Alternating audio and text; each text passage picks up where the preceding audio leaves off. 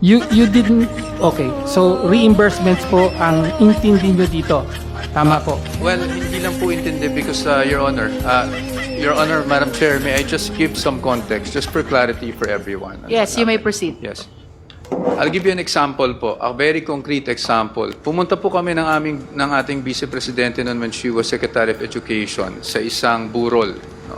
After po ng burol na yun, marami nagpapapicture sa kanya. May mga lumalapit po, may lumapit po na bata. Nagbebenta po ng mga damit. It was Shein na damit. I don't know if I'm correct, if I'm saying it correctly. But she said, tulungan natin. Gusto kong bilhin, no? So, syempre, ang dami po nagpapapicture sa kanya. Ako po yung naglabas ng pera para po mabayaran yung binibentang damit. At pagkatapos po nun, a few days after, naalala niya, tinanong niya sa akin kung magkano nagastos ko. It was around 6,000 if I'm not mistaken.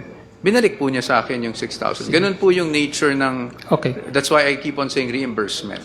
Thank you, Madam Chair. I was asking kung may resibo po ba dun sa reimbursement.